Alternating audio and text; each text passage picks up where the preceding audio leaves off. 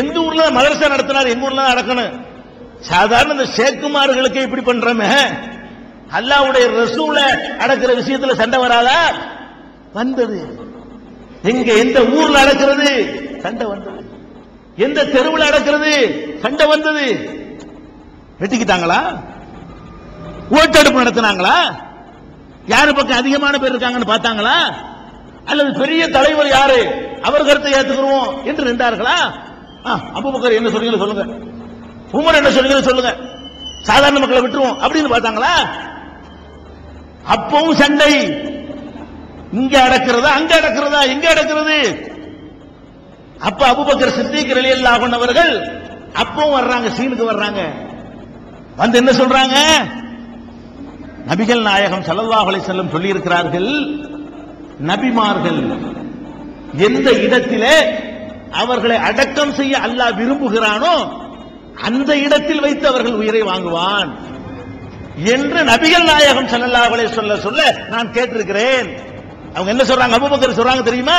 இந்தப்பா மக்காவுல அடக்கு, மக்காக்காரன் கேட்காத, மதீனாவுல அடக்கணும் மதீனாக்காரன் கேட்காத, எங்க தெருவுல அடக்கணும்னு எந்த தெருவுக்காரன் கேட்காத, இந்த தெருவுல அடக்கணும்னு இந்த தெருவுக்காரன் கேட்காத, அல்லாஹ்வுடைய ரசூல் ஒன்று சொன்னாங்கப்பா, அதை நான் கவனத்துக்கு கொண்டு வர்றேன். என்ன சொன்னார்கள்? ஏன் உயிரை அல்லாஹ் வாங்குறான்னு வைங்க, வேலூர்ல தான் என் உயிரை வாங்க வேண்டும் என்று அல்லாஹ் முடிவெடுத்தால் வேலூர்ல தான் அடக்கம் செய்யணும்னு சட்டம் வராது. இங்க உயிரை வாங்கலாம், எங்கேயோ கொண்டு அடக்கம் பண்ணலாம். நபிமார்களை பொறுத்த வரைக்கும் எந்த இடத்தில் அவங்களை அடக்கம் செய்ய அல்லாஹ் விரும்புகிறானோ அந்த இடத்துல அவங்களை கொண்டு வச்சு அந்த இடத்துல உசுர் எடுத்துருவான். இந்த ஹதீஸை அபூபக்கர் சித்திக் ரலியல்லாஹு அன்ஹு அவர்கள் போட்டு சொன்னார்கள். தன்னுடைய மனைவி ஆயிஷாவுடைய வீட்டிலே அவங்களுடைய மடியிலே சாய்ந்திருக்கும் பொழுதுதான உயிர் போனுச்சு. அந்த இடத்துல வைத்து அவர்களுடைய உயிரை அல்லாஹ் வாங்கிய காரணத்தினால் அதான் அவர்கள் அடக்கம் செய்யப்பட வேண்டிய இடம். ரசூலுக்கு கட்டுப்படுறீங்களா? ரசூலுடைய விருப்பத்தை நிறைவேற்றுறீங்களா? உடனே சரண்டர். அல்லாஹ்வுடைய ரசூல் ஒரு ஜட்ஜ்மென்ட் பண்ணிவிட்டால் ஐயகூலு சமிஅனா வஅதானா, அல்லாஹ் குர்ஆன்ல அப்படித்தான் நம்ம எதிர்பார்க்கிறான். இன்னமா கான கௌலல் முஃமினீன், மூமின்களுடைய பதில் என்னவாக இருக்க வேண்டும்? இதா துஉ இலல்லாஹி வ ரசூலிஹி, அல்லாஹ்வின் பக்கம் ரசூலின் பக்கம் அவர்கள் அழைக்கப்படும் பொழுது அவர்களுடைய பதில் என்னவாக இருக்க வேண்டும் என்றால் ஐயகூலு சமிஅனா வஅதானா, செவியுற்றோம் கட்டுப்பட்டோம், இதான் பதிலாக இருக்க வேண்டும். இந்த பதிலை அன்றைக்கு கொடுத்தார்களா இல்லையா? இல்லைன்னா எந்த தெருவில் அடக்கம் பண்ணுவது என்பதற்காகவே சண்டை நடந்திருக்குமா இல்லையா? சண்டை நடந்திருக்கும். எந்த ஊரில் நடத்த அடக்கம் செய்யப்பட வேண்டும்?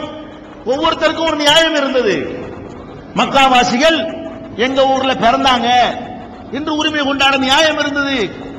குபாவாசிகள் முதல்ல வந்து ரசூலுல்லாஹ் இங்கதான் தங்கினார்கள் என்று உரிமை கொண்டாட அவர்களுக்கு இடம் இருந்தது. சில சஹாபாக்களுடைய வீட்டிலே போய் ரசூலுல்லாஹ் முதல்ல இறங்கினார்கள், அதனால எந்த தெருவுல தான் அடக்கம் செய்ய வேண்டும் என்று கேட்க அவர்களுக்கு உரிமை இருந்தது. அப்ப எல்லாரும் தங்கள் உரிமையை ஏன் விட்டு கொடுத்தார்கள்? அல்லாஹ்வுடைய ரசூல் இதுதான் ரூல் என்று சொல்லிவிட்டார்கள், அல்லாஹ்வுடைய தூதர் இதுதான் வழிமுறை என்று கற்று தந்து விட்டார்கள். அப்பீல் கிடையாது, அதுக்கு அப்பீல் கிடையாது. சுப்ரீம் கோர்ட் தீர்ப்புக்கு அப்புறம் அப்பீல் போகலாமா? இஸ்லாத்தில் சுப்ரீம் கோர்ட் என்பது நபிகள் நாயகம் ஸல்லல்லாஹு அலைஹி வஸல்லம் தான். அந்த சுப்ரீம் கோர்ட் தீர்ப்புக்கு அப்புறம் இன்னொரு இடத்துல கொண்டு போய் மறு தீர்ப்பு கேட்பதற்கு யாருக்கும் உரிமை இல்லை, யாருக்கும் அதிகாரம் இல்லை. இது ஏன் நம்ம இடத்துல வரமாட்டேன்? இதான் கேள்வி. நாங்கள் கேட்க விரும்புவது என்ன தெரியுமா? நாங்கள் என்ன குழப்பம் பண்ணுவதற்காக இதெல்லாம் கேட்கிறோம்? எதையெல்லாம் நாங்கள் கூடாது என்று சொல்கிறோமோ அதையெல்லாம் நாங்கள் செய்தவர்கள், செய்து விட்டு தான் கூடாது என்று சொல்கிறோம். ஏன் அப்படி சொல்கிறோம்? செய்தோம், சொல்லித்தந்த அடிப்படையில் செய்தோம்.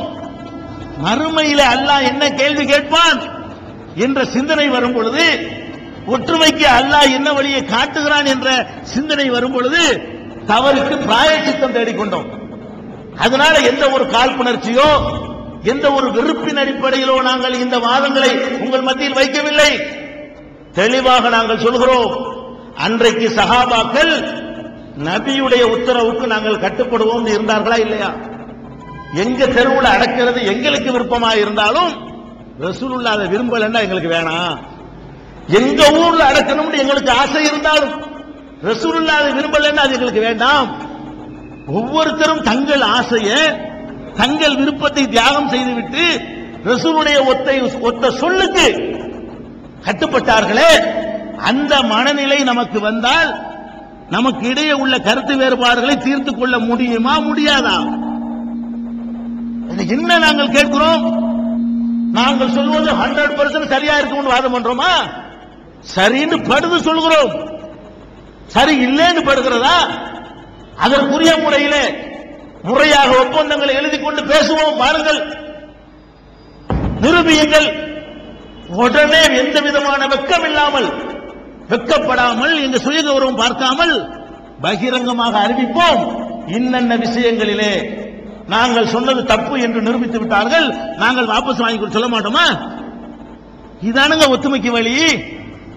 நபிகள் நாயகம் ஸல்லல்லாஹு அலைஹி வஸல்லம் அவர்கள் மரணித்த பிறகு அடுத்து ஒரு நபிகள் நாயகத்துக்கு 2 தலைமை இருந்ததுங்க. நபிகள் நாயகம் ஸல்லல்லாஹு அலைஹி வஸல்லம் அவர்களை பொறுத்தவரைக்கும் அவங்களுக்கு அல்லாஹ் 2 தலைமையை கொடுத்திருந்தான். ஒன்னு ஆன்மீக தலைமை, அல்லாஹ்வுடைய தூதர் என்ற அடிப்படையிலே உள்ள ஆன்மீக தலைமை. இன்னொன்று இந்த உலகத்தை ஆட்சி செய்கிற மன்னர் ஜனாதிபதி என்ற இன்னொரு தலைமை. நபிகள் நாயகம் ஸல்லல்லாஹு அலைஹி வஸல்லம் மௌத்தான பிறகு இறை தூதர் என்ற தலைமை இருக்கு பாருங்க, அதுக்கு யாரும் வர இயலாது, அது காலி. கியாமத் வரைக்கும் அந்த சீட்டு காலி. ரசூலுல்லாஹ் மௌத்தா போயிட்டாங்க, வேற ஒரு ஆளை ரசூலுல்லாஹ் நியமிச்சுக்க முடியுமா? முடியாது. அப்ப நபிகள் நாயகம் ஸல்லல்லாஹு அலைஹி வஸல்லம் அவர்கள் மௌத்தா போன உடனே அவங்கள்ட்ட இருந்த 2 தலைமைகளை, ஒரு தலைமை கியாமத் வரைக்கும் அவங்கள்ட்ட தான் இருக்கும், அதில் எந்த பிரச்சனையும் கிடையாது. இன்னொரு தலைமை இருக்குதே, என்ன தலைமை? நபிகள் நாயகம் ஜனாதிபதியா இருக்கிறாங்க, அவங்க மௌத்தா போற அந்த நேரத்தில் நம்ம இப்ப இருக்கிற இந்தியா இருக்குதே, இவ்வளவு பெரிய சாம்ராஜ்யத்தினுடைய சக்கரவர்த்தியாக மௌத்தாகிறார்கள். ஏதோ குட்டி பிரதேசத்துக்கு அதிபராக இருக்கவில்லை, அவங்க பேரை கேட்டால் உலகமே நடுங்குகிற வல்லரசின் அதிபராக, சக்கரவர்த்தியாக நபிகள் நாயகம் ஸல்லல்லாஹு அலைஹி வஸல்லம் அவர்கள் மரணிக்கிறார்கள். அடுத்த சக்கரவர்த்தி யார் முடிவெடுக்கணுமா இல்லையா? இப்ப அடுத்த தூதர் யார் என்று முடிவெடுக்க முடியாது. அடுத்த சக்கரவர்த்தி யார், அடுத்த மன்னர் யார், அடுத்த ராஜா யார், நாட்டுக்கு அதிபர் யார் முடிவெடுக்கணுமா இல்லையா? அடுத்த சண்டை ஆரம்பிக்குதுங்க. நபிகள் நாயகம் ஸல்லல்லாஹு அலைஹி வஸல்லம் அவர்கள் இறந்துட்டாங்கன்னு முடிவு பண்ணி அவங்களை கொண்டு அடக்கமும் பண்ணி முடிச்ச உடனே அந்த இடத்துல உட்கார்றது யாரு? எப்படி சண்டை? மதீனா வாசிகள் எல்லாம் சொல்லுகிறார்கள், எங்களுக்கு தான் அந்த உரிமை வரணும். சாத் ரலியல்லாஹு அன்ஹுடைய தலைமையிலே கூடி, பனு சாயிதாவுடைய முற்றத்திலே கூடி என்ன முடிவெடுக்கிறார்கள்? நாங்க தான். ஏன் நீங்க வீசின கை வெறுங்கையுமா வந்தீங்க? அடைக்கலம் கொடுத்தது நாங்க, சோறு போட்டது நாங்க. இந்த மதீனாங்கிற ஒரு தளத்தை நாங்க தராட்டி நீங்க ஒரு ஆட்சியை நிறுவி இருப்பீங்களா? விரட்டி விட்டாங்க உங்க ஊர்ல. எங்க ஊர்ல உங்களை ஆதரிச்சோம், எங்க ஊர்ல அரவணைச்சோம், எங்க ஊர்ல தலை போட்டு தந்தோம். இத வச்சுதான் இந்த சாம்ராஜ்யமே உருவானது. அதனால மதீனாவை சேர்ந்த எங்களுக்கு தான் ஆட்சி பொறுப்பு வேணும். ஒரு சாரார், மதீனாவை சேர்ந்த ஒரு சாரார். இன்னொரு சாரார் என்ன பண்றாங்க? அது எப்படி? நபி ஸல்லல்லாஹு அலைஹி வஸல்லம் எங்க பிறந்தாங்க? அவங்க பிறந்த பூர்வீகம் எது? முதல் கிப்லா இருக்கிற ஊர் எது? அவங்கள இவ்வளவு பெரிய தியாகம் பண்ணி விரட்டி விட்டாங்களே, அவங்க விரட்டி விட்டதுனாலதான் நாங்க வந்தோம். நாங்க வக்கு இல்லாம வரல, தீனுக்காக வந்தோம். அரவணைக்கிறத விட தியாகம் பண்றது பெரிய விஷயம். வர்றவனுக்கு 2 வேளை கஞ்சம் ஊத்திரலாம், வீடு வாசல் சொத்து சுகம் எல்லாத்தையும் விட்டுட்டு வாழாண்ட வருவானா? அதை செஞ்சவங்க நாங்க அப்படின்னு சொல்லி மக்காவாசிகள் பக்கமும் ஒரு நியாயம் இருந்தது. ஆட்சி எங்களுக்கு தான் வேணும் என்று. இப்ப இன்னைக்கு பார்க்கிறோம், சாதாரண பஞ்சாயத்து போர்டுல ஒரு மெம்பராக இருப்பதற்கு எவ்வளவு சண்டை வருது. அண்ணனும் தம்பியும் போட்டி போட்டுறாங்க, வெட்டிக்கிட்டு சாவுறாங்க. எதுக்கு? ஒரு பஞ்சாயத்து போர்டு உறுப்பினர், ஒரு மாநகராட்சி கவுன்சிலர், இவன் இந்த ஒரு போஸ்டுக்கு இப்படி அடிச்சுக்கிட்டு சாவுறாங்கல. அப்ப எம்எல்ஏண்டா எப்படிப்பட்ட பதவி, எம்பிண்டா எப்படிப்பட்ட பதவி? வல்லரசின் அதிபர் என்றால் எப்படிப்பட்ட பதவி? இன்னைக்கு எப்படி அமெரிக்காவுடைய அதிபர் பதவி உலக வல்லரசா இருக்கிறதோ அந்த நிலையில் நபி ஸல்லல்லாஹு அலைஹி வஸல்லம் அவர்கள் தன்னுடைய சாம்ராஜ்யத்தை உயர்த்தி வைத்து விட்டு சென்றார்கள். உலகமே அந்த பெயரை கேட்டு நடுங்குகிறது. அப்படிப்பட்ட ஒரு மாபெரும் சாம்ராஜ்யத்தினுடைய அதிபர் பதவிக்கு நடக்கிற சண்டை எப்படிப்பட்டதாக இருக்க வேண்டும்? ரத்தம் ஓடியதா? வெட்டி கொண்டு செத்தார்களா? ஏன் எப்படி ஒன்றுபட்டார்கள்? தங்களுடைய ஊருக்குத்தான் அது வேண்டும் என்று விரும்பினார்களே, அந்த ஆசாபாசத்தை எப்படி அவர்கள் வென்றார்கள்? எப்படி வென்றார்கள்? ஒருத்தர் எழுந்து சொல்கிறார், சண்டை பிடிக்கிற மக்கள்கிட்ட வந்து சொல்லுகிறார், ஏன்பா மக்காவாசி மதீனாவாசி சண்டை பிடிக்கிறீங்களே, இந்த கிரவுண்டை மாத்தி வேற கிரவுண்ட்ல இருந்து சண்டை போடுங்களேன். நான் மக்காவாசி நீ மதீனாவாசி, இந்த கிரவுண்டை விட்டுருப்பா, வேற ஒரு கிரவுண்டுக்கு வா. என்ன கிரவுண்டு? அவர் மக்காவாசியா மதீனாவாசியாங்கிற கிரவுண்டை விட்டு வெளியே வந்து நபிகள் நாயகம் ஸல்லல்லாஹு அலைஹி வஸல்லம் வாழுகிற காலத்தில் தனக்கு அடுத்து யாரை நிறுத்தினார் பாரு. அவர் மக்காவாசியா இருந்தா மக்காவாசியா வந்துட்டு போறாரு, மதீனாவாசினா மதீனாவாசி வந்துட்டு போறாரு. நபிகள் நாயகத்தின் விருப்பம்ங்கிற கிரவுண்ட்ல நின்று விளையாட வர்றீங்களா? அவர் கேட்கிறாரு. விளையாட்டு திடலை மாத்து, அந்த கிரவுண்டை விட்டு இந்த கிரவுண்டுக்கு வா. எந்த கிரவுண்டு? நபிகள் நாயகம் தனக்கு அடுத்து யாரையாவது சொன்னார்களா? அவரே பாயிண்ட போடுறாரு. ரலியஹு ஸல்லல்லாஹு அலைஹி வஸல்லம் லி தீனினா அஃபலா நர்லாஹு லி துன்யானா.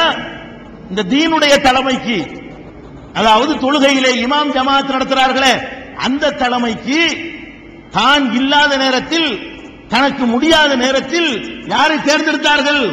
அபூபக்கரை. அபூபக்கரே நீ தொழுவீங்க. ஆயிஷா நாயகி கூட ரசூலுல்லாஹ்ட்ட வந்து அப்ஜெக்ஷன் பண்ணாங்க. எப்படி?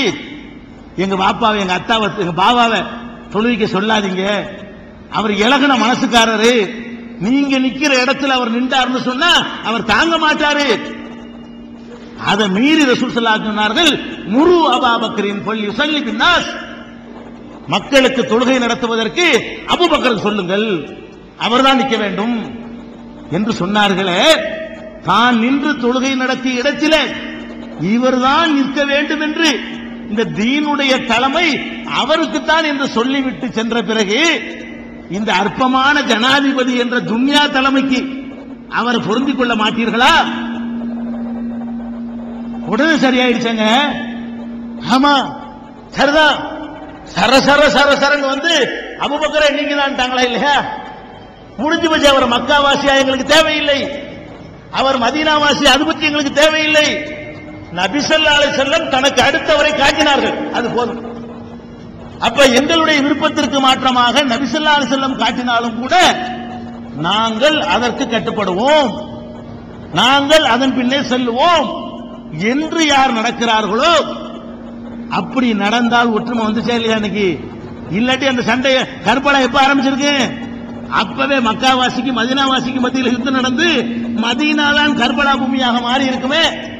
அப்ப அந்த சஹாபாக்கள் மத்தியிலே இந்த பதவிக்காக ஏன் சண்டை நடக்கவில்லை?